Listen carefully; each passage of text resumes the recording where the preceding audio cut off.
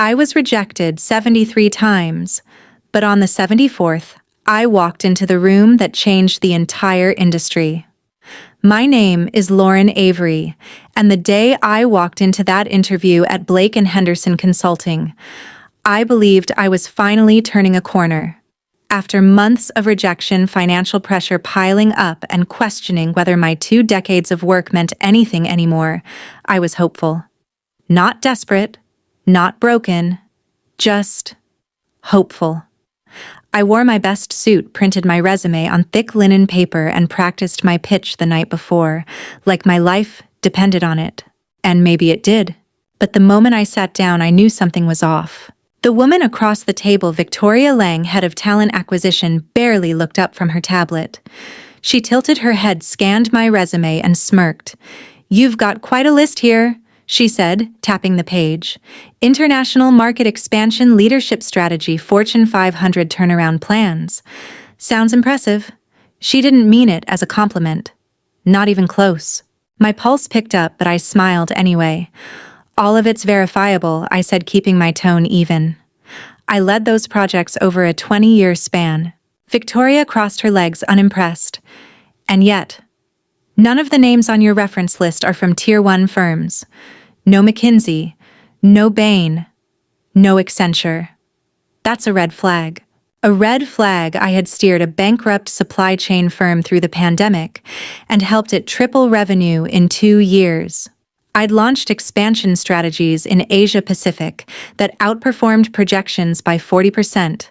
But I didn't have a blue-blooded badge on my LinkedIn, so none of that counted. "You've worked mostly with mid-tier firms and regional operations," she added. "Our clients expect more." More. That single word echoed like a slap. More than 20 years. More than global experience. More than 60-hour weeks building solutions when male VPs took credit and bonuses. What exactly did more mean? I took a breath. I've always believed outcomes speak louder than labels. Her lips curved in a patronizing smile. "Of course. But in this industry, pedigree does matter." And then, just like that, she pushed my resume aside. In that moment, I felt something crack. Not break. Just crack. A subtle shift, like the sound of ice starting to split under pressure. Before I could respond, the side door of the conference room opened.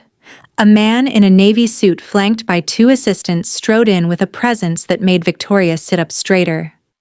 I recognized him instantly. Marcus Denton, CEO of Coltech International, one of the top 3 clients Blake & Henderson had been trying to land for years. He stopped mid-stride and stared at me. "You're Lauren Avery," he said, eyebrows lifted in astonishment. "I didn't know you were interviewing here." Victoria blinked. You know each other." "Know her." Marcus laughed, then turned back to me. "You're the reason we didn't fold last year. Your turnaround model saved our European operations. I've been telling everyone to find out where you landed. I'm here today because I heard Blake & Henderson might be working with you." The room froze. Marcus continued, turning to Victoria. "So, is she joining your team? Because if she is, we can finalize the deal today." Victoria's face drained of color. In the next few seconds, I didn't say a word. I just sat there, my resume still on the table, untouched. Her fingers hovered, unsure whether to pick it back up. If you've ever sat in a room where someone decided your worth before you even spoke, hit that like button. And if you know what it feels like to be doubted simply because you didn't come with the right name or the right logo on your resume, stay with me. This story, it's only just beginning. Victoria's demeanor shifted like the flick of a switch. The woman who had just dismissed me as unqualified was now practically glowing, leaning forward in her chair, her hands suddenly animated. "Well, this is certainly unexpected," she said, eyes darting between me and Marcus Denton. "Mr. Denton, we're thrilled to have you here today. Of course, we'd be honored to have Miss Avery on our team." I didn't say anything. I didn't have to.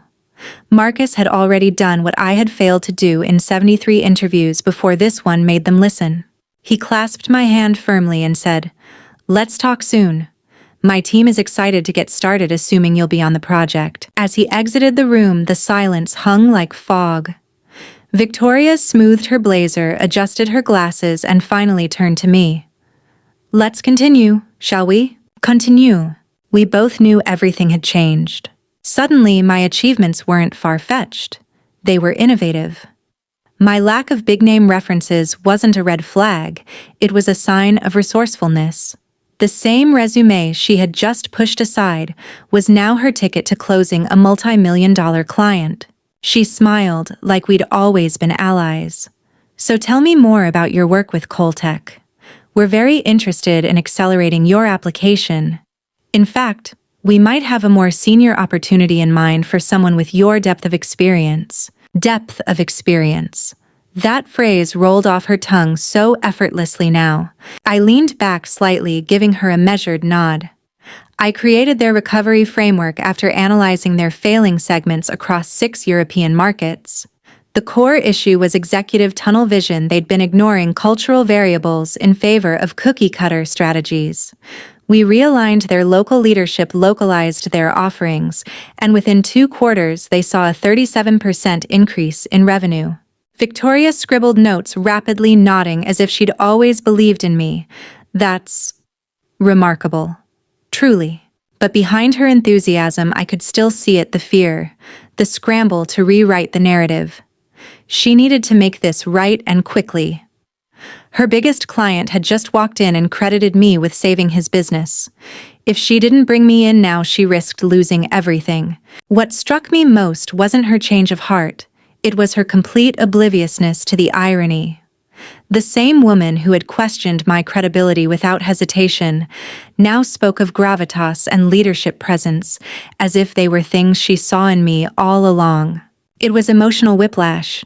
But even as she praised my strategy skills, my mind drifted back to the last time someone had smiled like that before closing a door on me. 8 months earlier, I was sitting in a corner office at Monarch Strategies, where I had served as executive director of global expansion. I'd just returned from a 3-country tour finalizing the firm's largest acquisition of the year. My numbers were strong. My team respected me. Clients trusted me. Then came the leadership shakeup. A venture capital firm bought us out and installed a new CEO. His name was Carter Blake. On his first day, he called me into his office. "Lauren, you've done exceptional work here," he said, not looking up from his phone. "But we're pivoting. A different leadership culture. Something younger, bolder. You understand, right?" Translation: I wasn't part of the boys' club they wanted to build. 6 weeks later, I was out. No warning, no transition, just a severance package large enough to keep me quiet. I walked out with my head high and a folder full of accomplishments no one seemed to care about anymore. And now here I was again, a woman being valued only because a man vouched for her. If you've ever felt invisible until someone else said your name aloud, share that in the comments. Right now, someone else watching this might be living that same moment. Your story could remind them they're not alone. I left the interview that day with a smile, but not the kind that reaches your eyes. It was the kind of smile you wear when you've won a battle, but know the war isn't over. Victoria promised I'd hear from her the next day. True to her word, by noon, my phone lit up with a number I didn't recognize. "Hi Lauren, it's Victoria Lang from Blake & Henderson. I have great news. We'd like to extend a formal offer. And we're prepared to offer a package above our original salary range." I thanked her politely, asked for the weekend to consider it, and she agreed with a sugar sweet. "Of course, take your time." But the second I hung up, the silence in my apartment felt deafening. I sat at my kitchen counter, staring at the offer letter. The numbers looked good, more than good actually. It would wipe out my credit card debt and give me breathing room again. But the more I looked at it, the heavier it felt. Not just the money, the implication. I wasn't chosen because they believed in me. I was chosen because someone important said my name out loud. That night, I barely slept. The next morning, as sunlight crept across the hardwood floor, my phone buzzed with a text from Nisha Patel. We'd worked together years ago at Monarch Strategies. She was a powerhouse 56, sharp as a blade, and one of the few people I genuinely admired in the consulting world. Her text was simple: "Still on for coffee, have news. By the time I arrived at our favorite little cafe tucked behind a bookstore, she was already there sipping a cappuccino and radiating her usual energy. "You look like you didn't sleep," she said, eyes narrowing. I slid the offer letter across the table. "TGR wants to hire me. Big title, big salary." She skimmed it quickly and whistled. "Impressive. But you're not jumping up and down. Let me guess, this came after someone big name-dropped you." I nodded. Marcus Denton walked into my interview, recognized me. Suddenly I went from unfit to indispensable. Nisha leaned back. Classic. We sat in silence for a moment before she said, "Funny timing. I've been consulting on the side with some former clients. They all keep asking the same thing. Why is there no firm that actually blends deep market intelligence with cultural nuance? The big firms run numbers, but they miss people. They miss context." I felt something stir. "Keep going," I said. "What if we built it?" She said quietly. "You and me. Maybe bring in Yara from digital. We've worked together. We trust each other. We know the gaps in the market. Let's fill them." I looked at her, then down at the offer letter. "So, instead of taking this job, I start over again." She nodded slowly. "You wouldn't be starting over. You'd be starting right."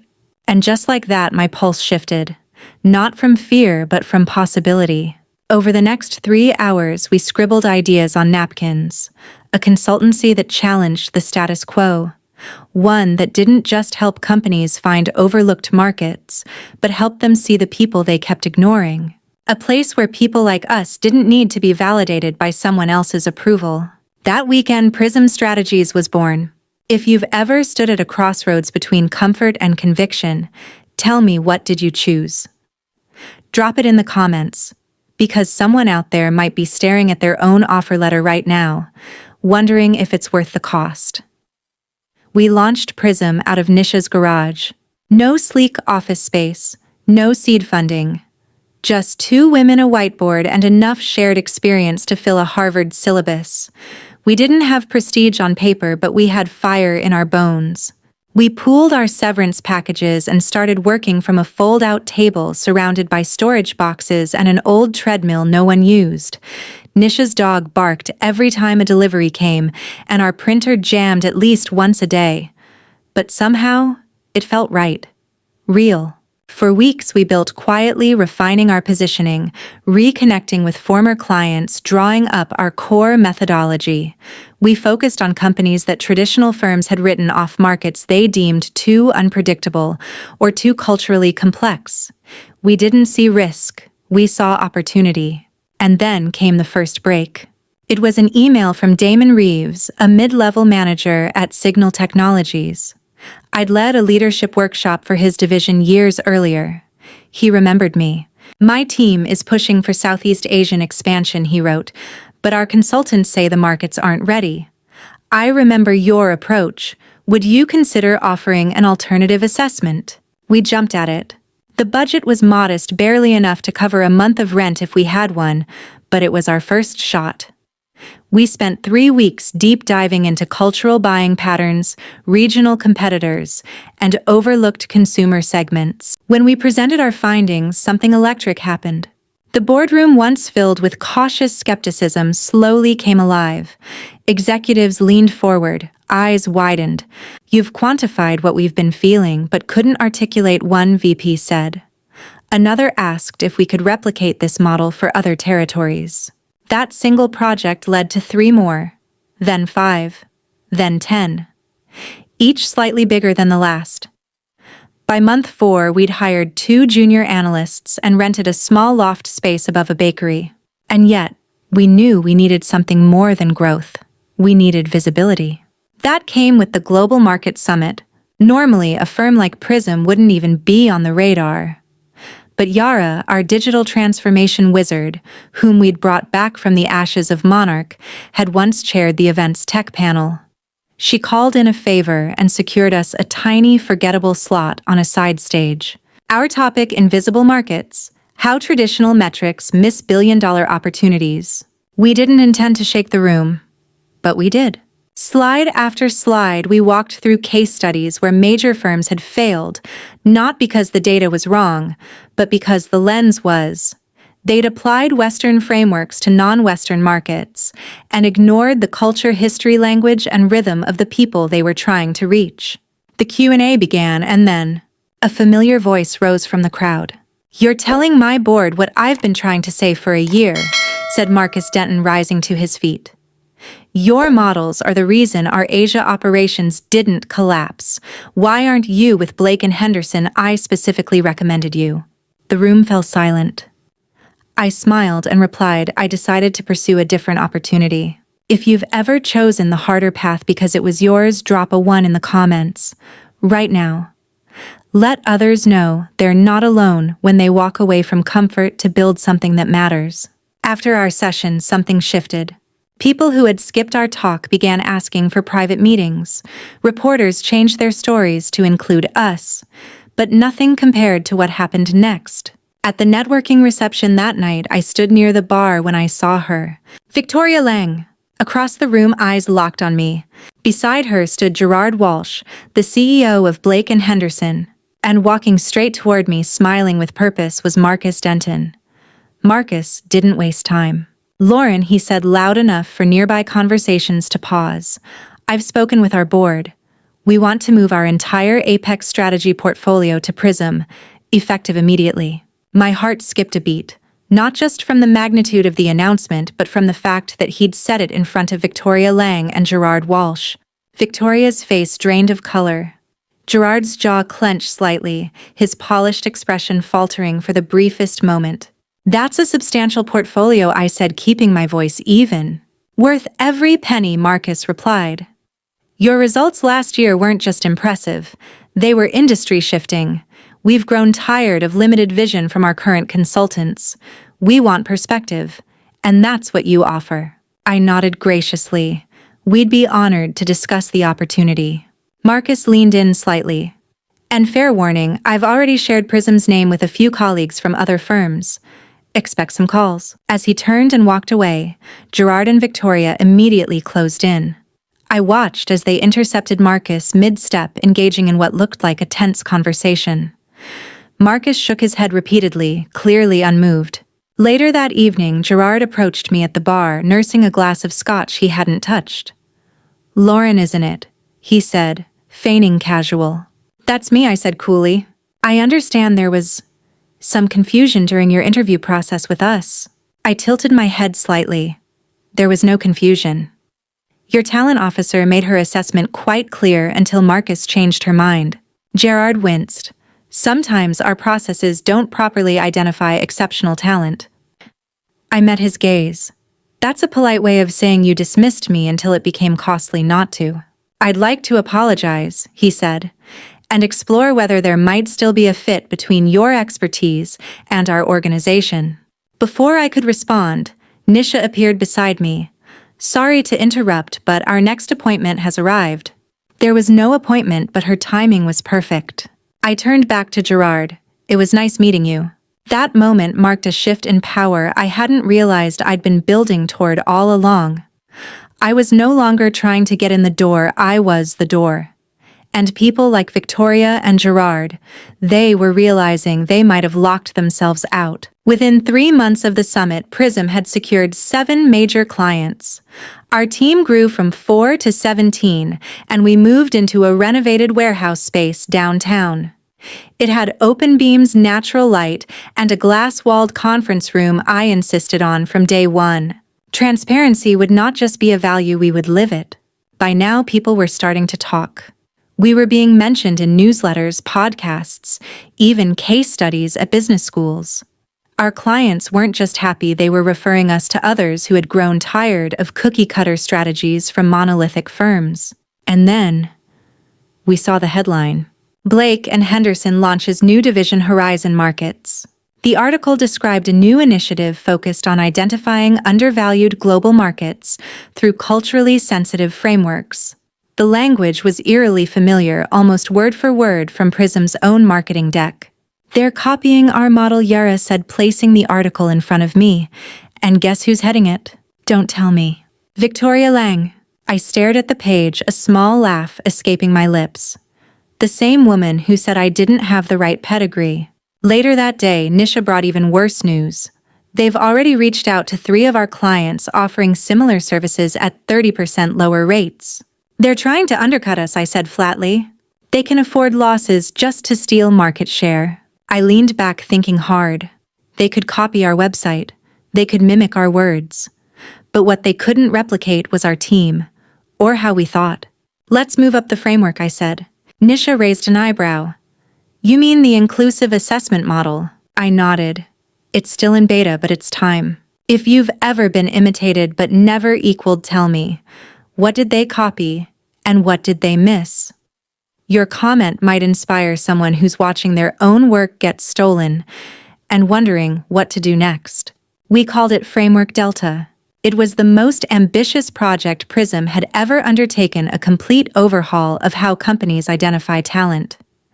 But unlike standard hiring rubrics that fixated on degrees, firm names, and buzzwords, our model focused on what actually mattered: performance under pressure, pattern recognition, and cultural intuition.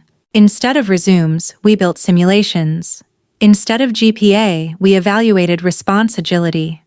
Candidates were placed into scenario-based challenges pulled from real client problems, then measured on decision-making insight depth and team adaptability.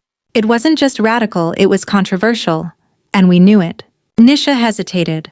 Lauren, this is still early. Are we ready to bet our reputation on something untested? I didn't even blink. It's not just about staying ahead of TGR. It's about changing the conversation.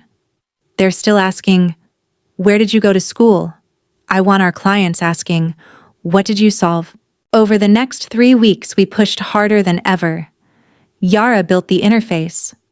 Milo, our ex-high school teacher turned business psych specialist, refined the challenge models. Vera, who had once been rejected by 12 firms, despite developing the most accurate market prediction system I'd ever seen, handled the data analytics. Then came the pilot. One of our newest clients, a mid-sized tech company based in Seattle, had a hiring freeze they were about to lift. Their innovation director agreed to test Framework Delta on 20 applicants. The results stunned them. Candidates who would have been auto-rejected under traditional filters because of community college backgrounds, non-linear career paths, or lacking Ivy League polish outperformed the others by measurable margins. These people would have never made it to final round, the director admitted. But based on this framework, they're not just good, they're exceptional. It worked. Not only that, it reframed what excellence looked like. While TGR doubled down on discounting our clients to lure them away, Prism redefined the entire hiring ecosystem. We weren't just helping companies see new markets, we were helping them see new minds. And then another twist came. An email from Darian Winters, Director of Client Services at TGR. He requested a meeting to discuss potential strategic opportunities between our organizations. I knew exactly what that meant. They wanted to buy us. I accepted the meeting not out of interest in selling, but because I was curious how far they'd go, and who would lead the conversation. Darian arrived precisely on time, his navy suit perfectly pressed. He spoke politely but stiffly. Our board has been observing Prism's growth.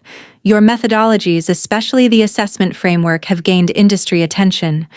We'd like to discuss a possible acquisition. I kept my expression unreadable.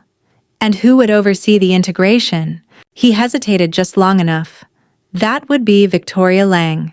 She's now EVP of Strategy and Integration. I smiled. Perfect. Please set up the meeting. That night, Nisha asked me, are you seriously considering this? I'm considering something, I said. But it's not what they think. Because if Victoria wanted to integrate Prism, she'd have to do it on my terms. If you've ever been offered a seat at the table only after you built your own, tell me below. Would you take their seat? Or bring your own? Let's hear your answer. The meeting was scheduled for a Thursday afternoon at TGR's glass-walled headquarters downtown, sleek, cold, and intimidating by design. But this time, I wasn't walking in alone. I brought Nisha, now officially my co-founder and chief intelligence officer, and Imani Oke, our newly hired general counsel. We didn't dress to impress. We dressed like we belonged because we did. The receptionist greeted us politely and led us to a conference room that looked more like a war room, heavy wood table, floor-to-ceiling windows, a wall-mounted screen showing TGR's global footprint in glowing blue dots. Gerard Walsh was already inside, all smiles, and beside him, standing with her arms loosely crossed, expression unreadable, was Victoria Lang.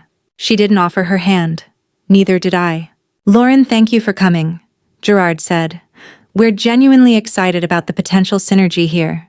I nodded. "Let's get to it." After brief introductions, we took our seats. I noticed Victoria had positioned herself directly across from me like it was a game of chess. Fine by me. I'd played before, and this time I had the better board. Before we begin, I said I'd like to understand TGR's vision for Prism post-acquisition, specifically how our methodologies and team would be integrated or protected. Gerard turned to Victoria. "Victoria leads strategy and integration. I'll let her speak to that." She straightened slightly. "We envision Prism becoming our innovation hub. Your frameworks would be scaled across TGR's global network, and your team would lead knowledge transfer sessions during the transition." Her words were smooth-polished, but they revealed the flaw: transition, meaning assimilation, meaning eventually we vanish. "And your inclusive assessment model?" I asked. "A fascinating initiative," she said with a tight smile, "though we'd need to align it with our existing recruitment parameters to maintain quality consistency." There it was.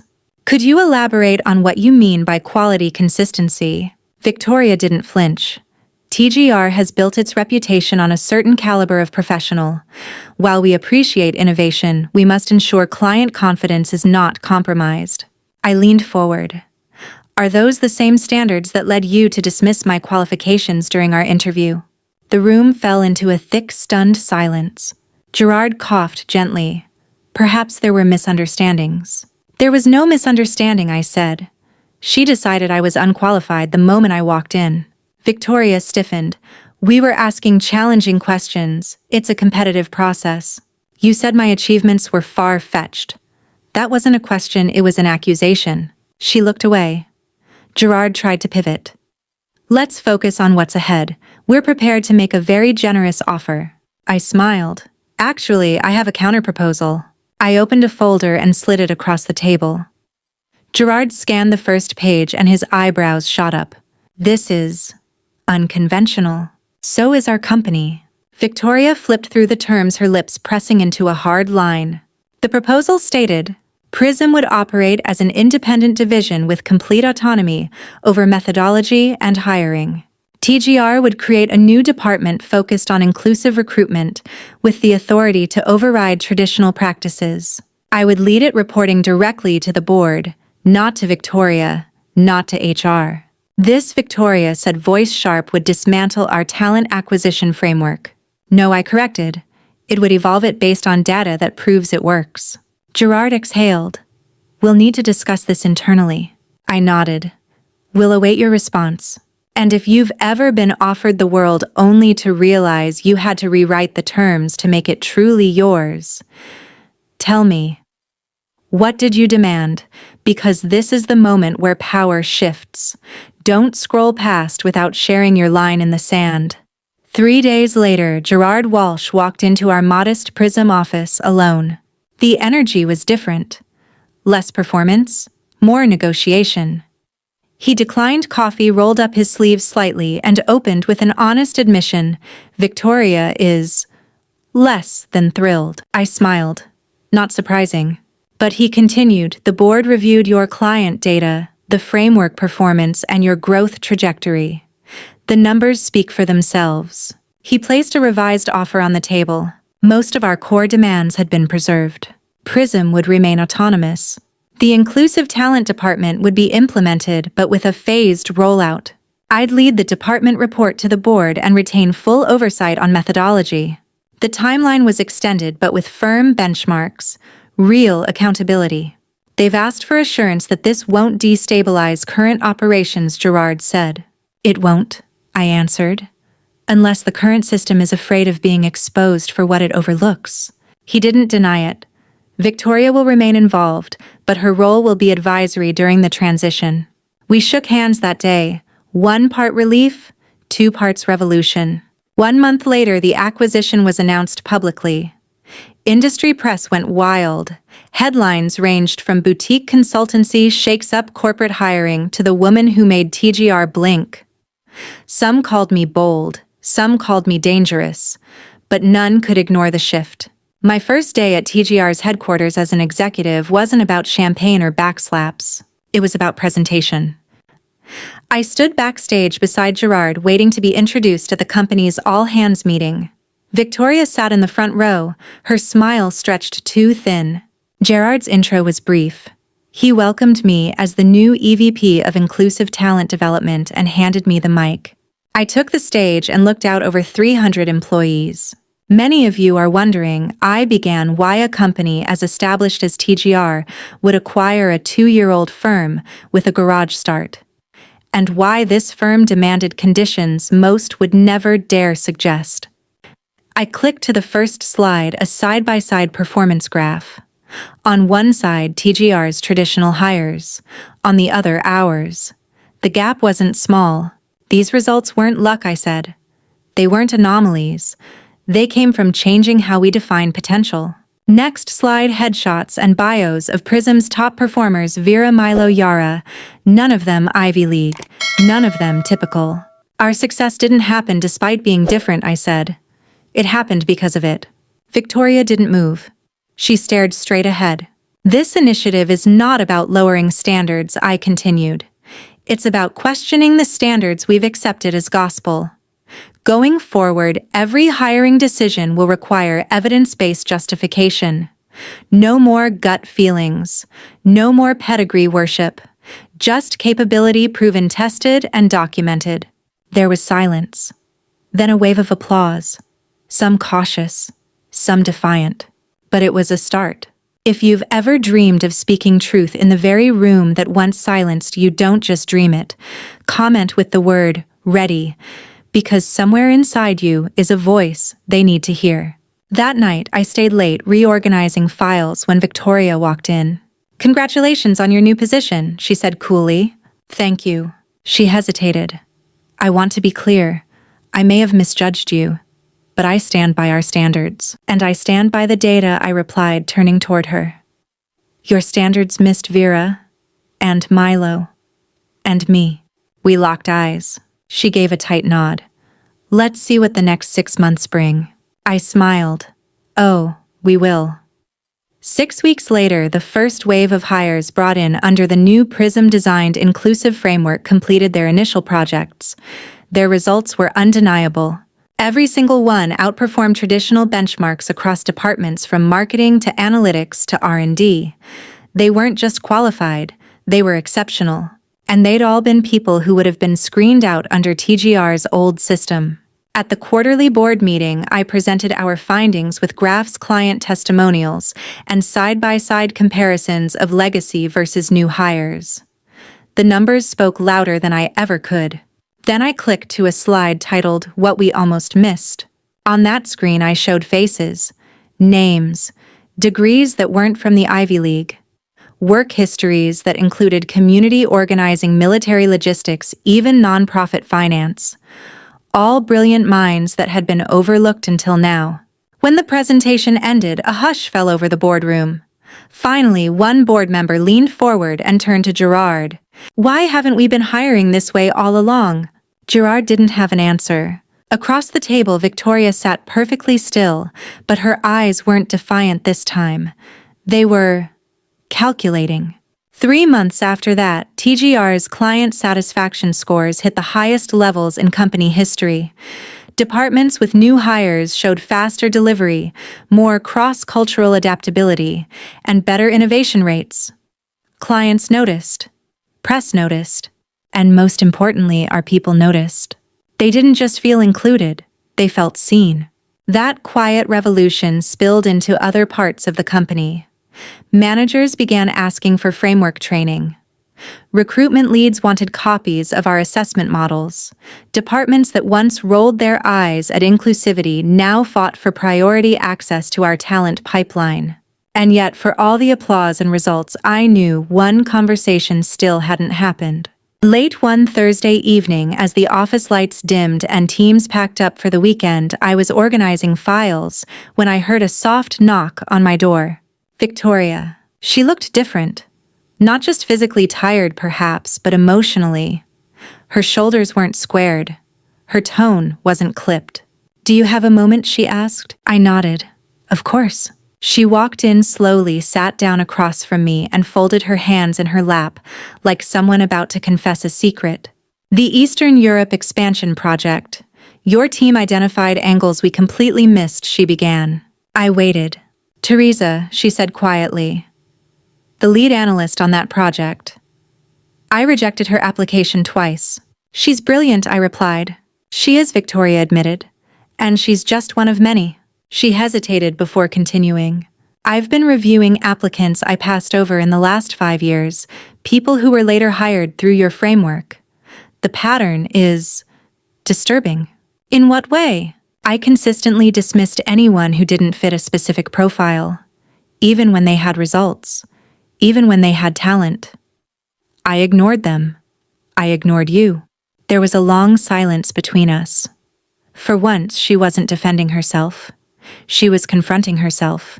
And if you've ever waited years for someone to finally see what you brought to the table, right, I see you in the comments below.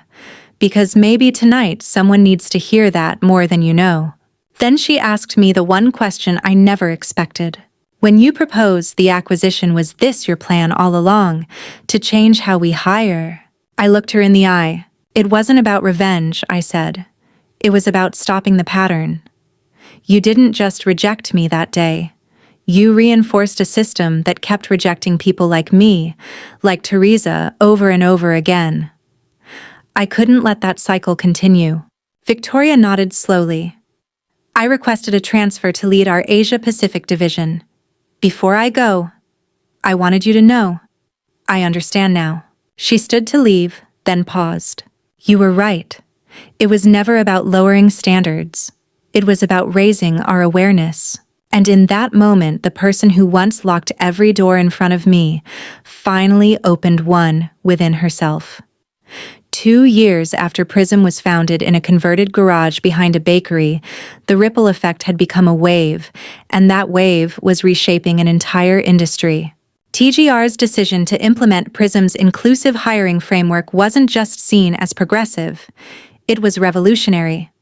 Firms that once ridiculed the idea of scenario-based talent assessment were now quietly requesting demos. Competitors scrambled to rebrand their outdated models as adaptive, inclusive, human-centered, but the truth was, they were playing catch-up. What started as a personal mission had become a market-shaping force. Clients reported measurable improvements in team performance and innovation speed. Departments that used to struggle with retention now had waiting lists of applicants. And in the background, a quiet truth was emerging. Diversity wasn't a charity project, it was a business advantage. And yet the real transformation wasn't happening in headlines. It was happening in one-on-one conversations, in small decisions, in quiet acknowledgments from people who had once ignored the data, the stories, the people behind them. I received an email from Teresa, the same analyst Victoria had rejected twice. Subject: thank you. Inside a single paragraph. "You didn't just give me a job. You gave me a chance to be seen for what I could actually do." I'll never forget that. It hit me harder than I expected. Because behind all the strategy decks, boardroom negotiations, and press conferences, this was what it had always been about: visibility. For people like me, like Teresa, like Milo and Vera and Yara. All the ones who didn't fit the mold, who carried brilliance in forms the old system didn't recognize. I thought back to that first interview at Blake and Henderson. To the way Victoria had tapped my resume with a pen like it was a fiction novel. To the humiliation I swallowed as my accomplishments were called far-fetched. and I thought about what would have happened if Marcus Denton hadn't walked through that door. Would Prism even exist? Or would I still be sitting in a cafe wondering why I wasn't enough? That question never fully leaves you. But now at least I had an answer. I was never not enough. I was simply being measured by the wrong system. So I built a new one. And in doing so, I watched people flourish, not because someone gave them permission, but because we finally stopped asking for it. At the next industry summit, I stood on the main stage. Not a side panel. Not a guest speaker. The keynote. My speech was titled Redefining Excellence: Why We Must Break the Mold to Find Brilliance. I opened with this. 2 years ago, I sat in a room where someone looked at me and decided I didn't belong. Not because of my results, not because of my ethics, but because of the lens they were taught to use. So I built a new lens. I looked out at a sea of faces, some skeptical, some inspired. And somewhere in the middle of that audience, I saw Victoria. This time, she wasn't sitting in the front row. She was in the middle, listening, absorbing. No longer gatekeeping, just learning. After the talk, she approached me quietly. I've started using the framework with my new team, she said. It's changing the way I lead. I nodded gently. That's what it's supposed to do. She hesitated. You're not the same person I met in that interview room. No, I said. I'm the version of her who didn't wait for approval. And if you're watching this right now wondering whether you're enough, let me say this clearly. You are. Maybe you're just standing in front of the wrong door. So build your own. And then, hold it open. For everyone behind you. In the months that followed, we began seeing the long-term impact of what we'd built. Prism was no longer just a startup with a bold voice, it was a movement. And that movement had started forcing conversations in boardrooms that had avoided change for decades. We were receiving partnership offers from organizations across multiple industries. Finance, healthcare, tech, logistics. Not because we were trendy, but because the results couldn't be ignored anymore. The data had become impossible to dismiss. But with recognition came resistance. Some of the most elite firms began quietly blacklisting Prism alumni from their job pipelines. Others launched parallel frameworks eerily similar to ours, but without the soul. They adopted the language, but not the principles. They wanted the outcomes without the discomfort of change. Inside TGR, not everyone embraced the shift either. A group of senior executives lobbied to scale back the authority of the inclusive hiring department. They claimed it slowed down hiring, that it confused legacy managers, that it was too emotional. They brought their concerns directly to the board. Gerard called me in the next morning. You're ruffling feathers, he said. There's pressure to scale it back. Water it down. I folded my hands. If they're uncomfortable, it means it's working. He leaned forward. Lauren, you've already changed the way we hire. Must you push further? I looked him dead in the eye. If we stop now, we prove them right that this was a phase, that we tried, but it was too hard, that maybe the old ways weren't so bad. We're not done. And if the board loses nerve now, we lose everything.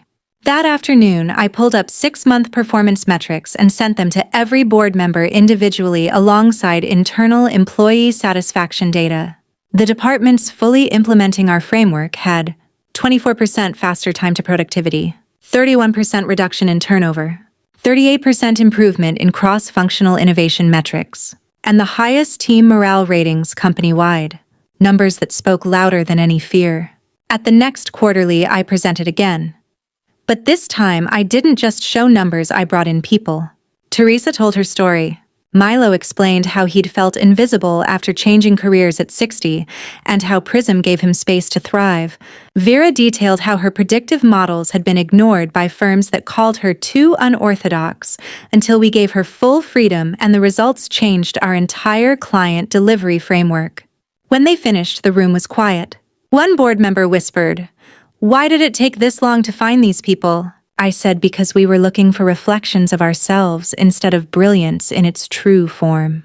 If you've ever felt overlooked, not because you weren't capable, but because you didn't match what success is supposed to look like, tell your story in the comments. You never know who might need your voice to find their own. The vote was unanimous.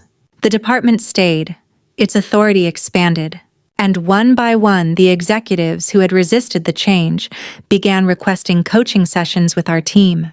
A year later, Harvard Business Review published a full feature titled The PRISM Framework: How One Idea is Rewiring the Talent Economy.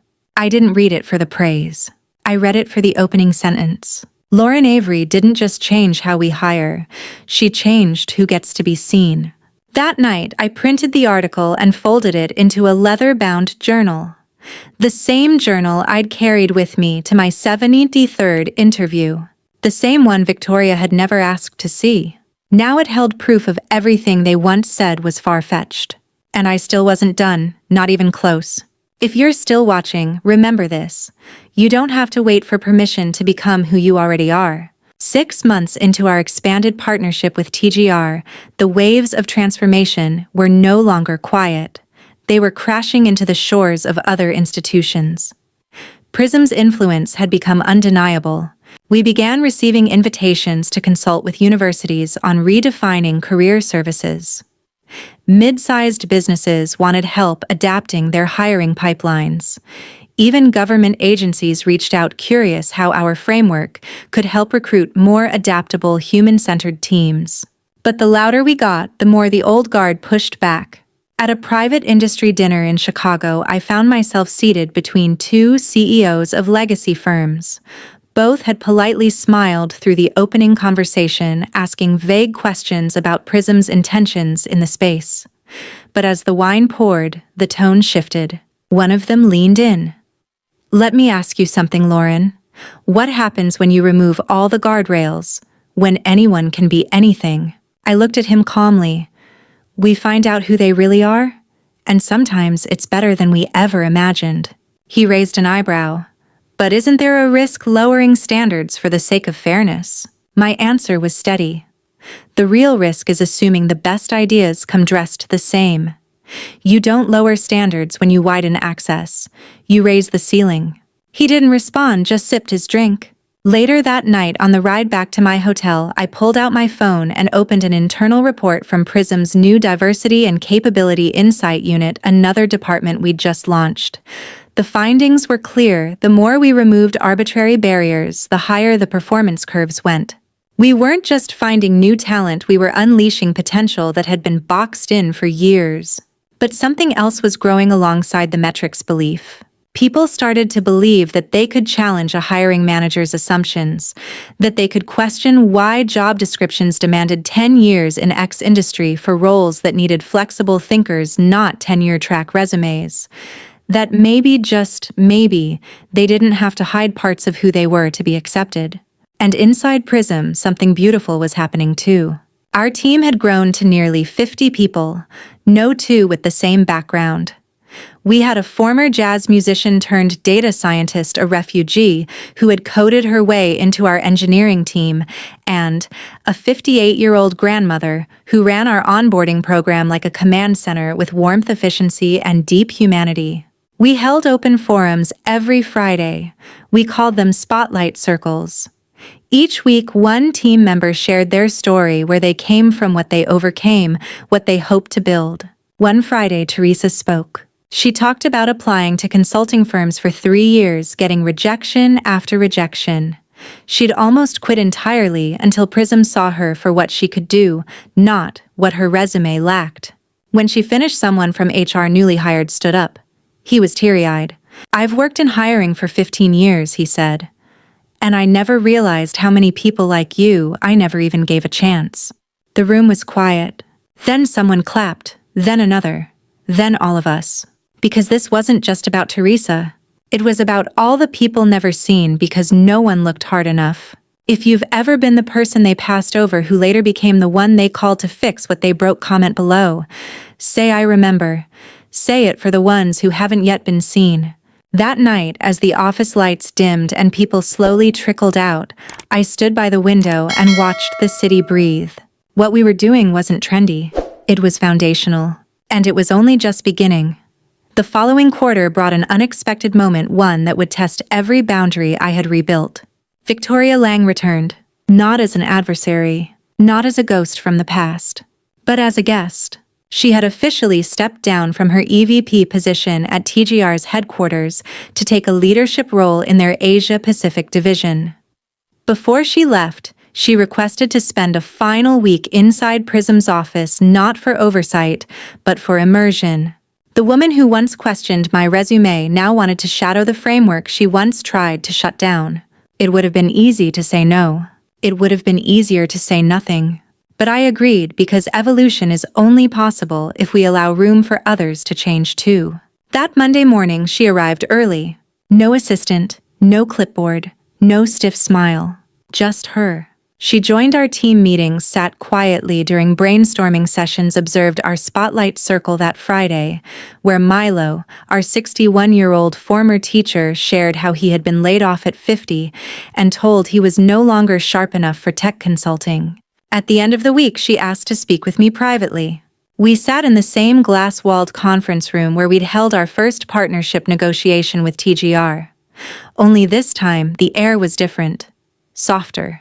Clearer. "I want to tell you something," she said, folding her hands. "When I first met you, I didn't see your value because it didn't look like what I was taught to look for. That was my failing, not yours." I didn't interrupt. She went on. "And now I'm about to lead a team in Singapore where I'll be expected to guide strategy, growth, innovation, but also inclusivity. Not because the board said so, because I finally understand what I was missing." She paused, then looked directly at me. "Lauren, I was wrong. Not just about you. About so many people. I wanted to come here before I left to say that to your face." For a moment I didn't know how to respond. Not because I hadn't dreamed of this moment, but because it arrived not with a spotlight, not with an audience. It arrived quietly, humbly. And that's how I knew it was real. "Thank you," I said simply. She stood up to leave, then turned again at the door. "One last thing," she said. "When you brought Prism into TGR, did you always intend to reshape everything? Even me?" I gave her a half smile. "I didn't come to change you, Victoria. I came to stop the system that made you think someone like me couldn't belong. If you've ever forgiven someone not for their sake but for your own peace, leave a comment below and write, 'I've released it.' Because carrying their ignorance isn't your job. Let it go." That evening, I walked through our office watching our team each face a story once nearly forgotten. I passed by a hallway wall where we'd hung framed photos of our breakthrough moments. There was one image in the center, a photo of our original team standing together outside that garage on day one. I paused and added a small brass plate beneath it. It read, "This is where we began, not when they believed in us, but when we believed in ourselves." And just like that, I closed the loop. Not with bitterness, but with a boundary and a beginning. 2 years after Prism's founding and nearly 3 years since that humiliating interview that had nearly broken me, I found myself on stage once again. Only this time it wasn't a corporate boardroom. It was the Global Equity and Leadership Summit in San Francisco, where Prism had just been awarded Innovator of the Year. The room was packed with executives, academics, entrepreneurs, and media. But as I stood at the podium staring at the faces in the crowd, I wasn't thinking about applause. I was thinking about every room I hadn't been allowed into. I took a deep breath. "Let me ask you something," I began. "How many extraordinary people have you never met simply because they didn't look the way you expected, sound the way you preferred, or check the boxes you were taught to value?" The room was silent. I was told for years that my achievements were exaggerated, that my success was too convenient, that I didn't look like someone who should lead strategy. So I built a company filled with people like me, not because we were rejected, but because we were ignored. I clicked to the first slide, a visual mosaic of our team, diverse in age, race, background, industry, education, and life story. "Here's what happens when you stop chasing the mold," I said. "You find brilliance in places no one else bothered to look." Afterward, during the networking reception, people lined up to speak with me.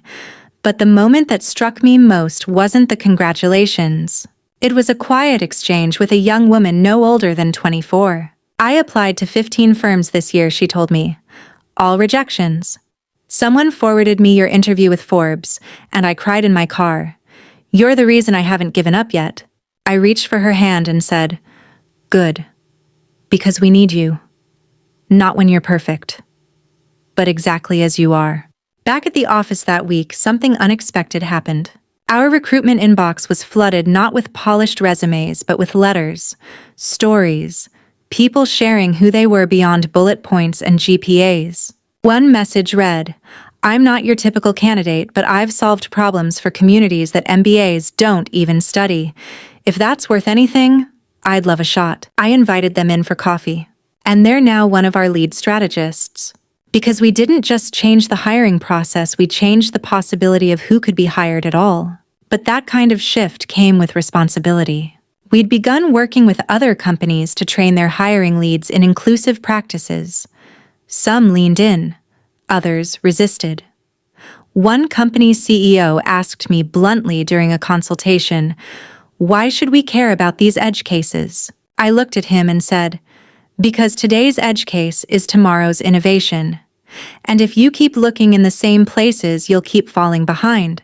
If you've ever been seen as the edge case, the exception, the risk drop a comment and write, 'I'm the outlier.' Because outliers are where the breakthroughs live, and they deserve a seat at the table." That month, our team passed 75 employees. We no longer fit in one room, but we still gathered once a month in the atrium of our new building, not to talk shop, but to remember. We lit a candle for the person who had once been told they were too old, too quiet, too different. And then we celebrated what those same people had built, not because they were accepted, but because they stopped waiting to be. It was a quiet Saturday morning when I received the email that brought everything full circle. Subject line, "We'd like you to speak at Blake and Henderson." For a moment I stared at the screen. The same firm where I'd once sat across from Victoria Lang told without hesitation that my resume felt too good to be true, that my success was suspicious, that I didn't belong. Now they were asking me to deliver the keynote at their annual leadership retreat. Not a pitch, not a workshop, a keynote. I read the message again, looking for any hint of irony, but it was sincere.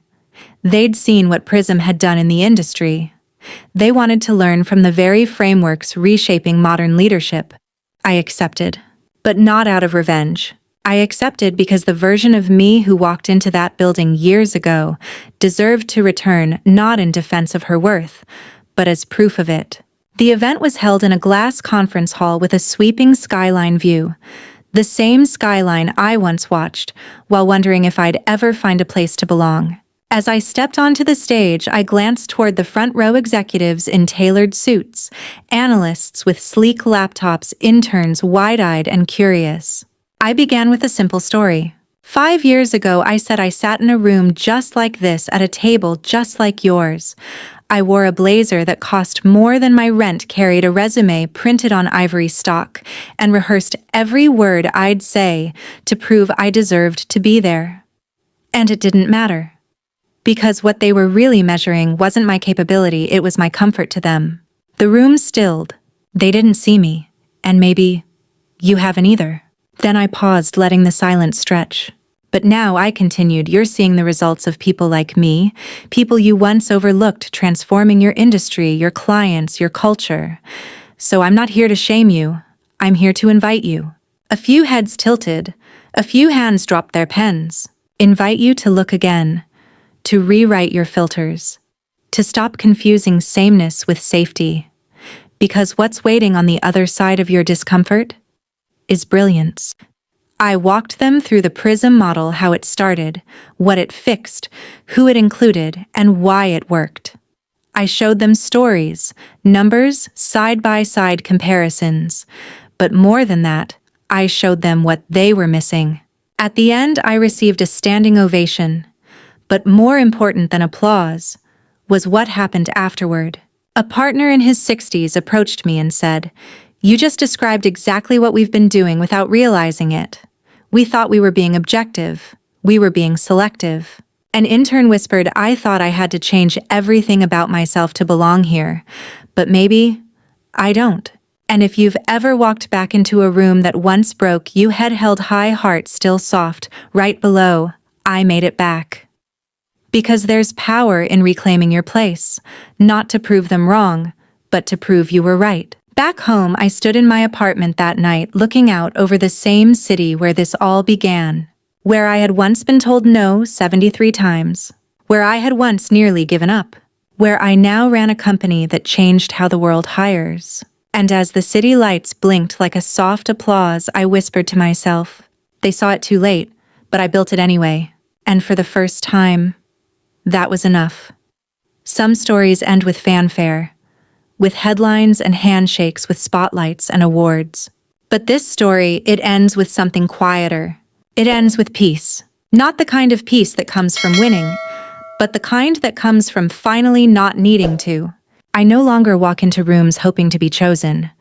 I walk in knowing I built something no one can take away. And I'm no longer fueled by proving people wrong.